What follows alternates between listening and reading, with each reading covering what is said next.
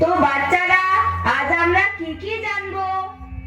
আজ আমরা পৃথিবী সম্বন্ধে জানবো মাস্টার মশাই। বসো। আগে মানুষ জানতো পৃথিবী সমতল। ওরে বাবা, সোজা রাস্তায় যেতে যেতে পৃথিবী যেখানে শেষ হয়েছে, ঝপ করে বুঝি মহাশূন্যে তলিয়ে যাবে। কিন্তু আমরা আস্তে আস্তে জানতে পারলাম পৃথিবীর আকার গোলাকার, ঠিক যেন কমলা লেবুর মতো। বুঝলে? ওই চড়ুইভাতি করবি? দাঁড়া, শুনতে দে, না হলে মাস্টার মশাই পড়া ধরলে বলতে পারবো না। আর বিলে তো সব পারে, আমরা তো পারি না, তাই আমরা বোকা খাই। আরে তোরা জানিস না পৃথিবীতে গোল? সে আমি পরে বুঝিয়ে দেবো খুন। আগে বল, চড়ুইভাতি করবি কিনা? কবে করবি চড়ুইভাতি? কাল তো রবিবার, স্কুল বন্ধ থাকবে, কাল করব। কোথায় করবি চড়ুইভাতি? কোনো এক বাগানে। বাগানের মালিক কিন্তু খুব রাগী, যদি করতে না দেয়। আরে বাগানের মালিক তো সকালে থাকে না, আমরা সকালে করব। দাঁড়া, আমি সবাইকে জিজ্ঞাসা করি।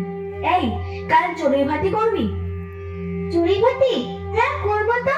কে করবে রান্না? রান্না হবে তো। দূর বোকা, রান্না ছাড়া চড়ুইভাতি হয় নাকি? আরে আমি রাখবো, আমি রাখতে পারি তো। তুই সত্যি রাখতে পারবি তো? হ্যাঁ হ্যাঁ, চাল ডাল তেল নুন মশলা দিয়ে খিচুড়ি রাখবো। এই মনীষকে জিজ্ঞাসা করতো কাল চড়ুইভাতি করবে কিনা। এই, কাল চড়ুইভাতি করবি? খিচুড়ি রান্না হবে, খিচুড়ি। বাড়িতে বকবে না? দূর বোকা, বাড়িতে বকবে কেন? আমরা তো বাড়ির বাইরে করব। এই দিলে খিচুড়ির জিনিসপত্র পাবি কোথায়? কে এক একজন এক একটা জিনিস আনলেই হলো। কেউ চাল আনবি, কেউ ডাল আনবি, কেউ মশলা আনবি। ছাত্ররা, পৃথিবী হলো গোল, গন গন করে ঘুরছে। তবু আমরা কেউ পৃথিবী থেকে পড়ে যাই না, কারণ পৃথিবী আমাদের আকর্ষণ করে রেখেছে। আর এই আকর্ষণকে বলে মাধ্যাকর্ষণ শক্তি। বিলে, তুই দারুণ বলেছিস। আমাদের তো তেলের ঘানি, তাহলে আমি সর্ষার তেল আনবো। এই, তোদের তো ধানের গোলা আছে, তুই চাল নিয়ে আসবি। তাহলে তোরা দুইজন লবণ লঙ্কা নিয়ে আসবি। আমি তো এসব কিছু আনতে পারবো না।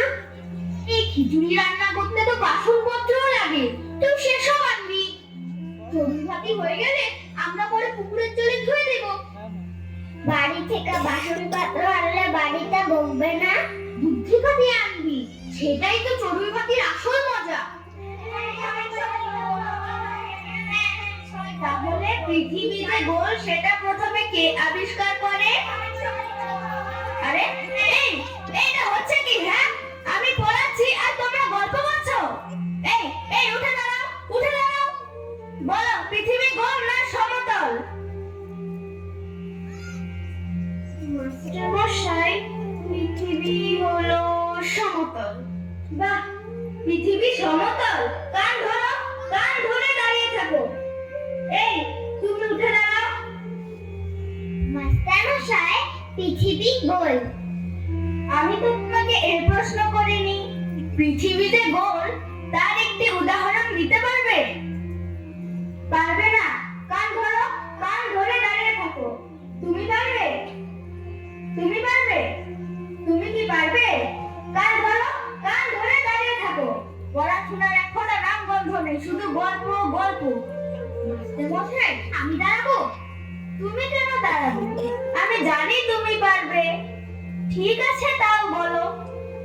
মাস্টারমশাই, গ্রিক দার্শনিক পাইথাগোরাস বলেছেন পৃথিবী হলো গোল। একটি উদাহরণ দিতে পারবে? হ্যাঁ পারবো মশাই। ঠিক আছে, বলো। পৃথিবী যে গোল সেটা বিভিন্ন ভাবে প্রমাণ করা যায়। তার একটি হলো সমুদ্রগামী জাহাজ যখন তীরের দিকে আসতে থাকে, প্রথমে জাহাজটির মাস্তুলটি দেখা যায়। তারপর ধীরে ধীরে জাহাজটি যখন তীরের দিকে আসতে থাকে, তারপর গিয়ে জাহাজটির নিচের অংশটি দেখা যায়। যদি পৃথিবী সমতল হতো তাহলে জাহাজটির পুরো অংশটি একসাথে দেখা যেত মাস্টার মশাই। বাহ বিলে বাহ, একদম ঠিক, তুমি একদম ঠিক বলেছো বিলে। দেখো, ওকে একবার তোমরা দেখো। এবার তুমি বসো বিলে। আর বাকিরা, বাকিরা টিফিনের ঘন্টা পড়া না পর্যন্ত কান ধরে দাঁড়িয়ে থাকো। আরে বিলে, আরে তুমি আবার কান ধরেছো কেন? মাস্টার মশাই, আমার জন্যই ওরা গল্প করছিল, তাই শাস্তি আমারও পাওয়া উচিত। এই হলেন নরেন, অর্থাৎ স্বামী বিবেকানন্দ।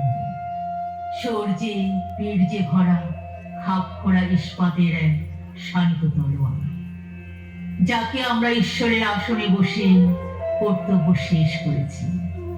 যদি তাকে আদর্শ করে আমরা চলতে পারতাম, তবে আমেরিকা চায়না নয়, ভারতবর্ষই এই পৃথিবীর উপর নেতৃত্ব করতে পারত সব বিষয়ে।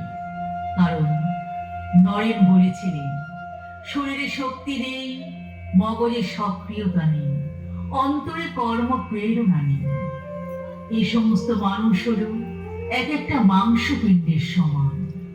আমি এই মাংসপিণ্ডের মাঝে জীবন আনবার চেষ্টা করব। আপনারা আমার এই কাজের সহকর্মী হিসাবে যোগদান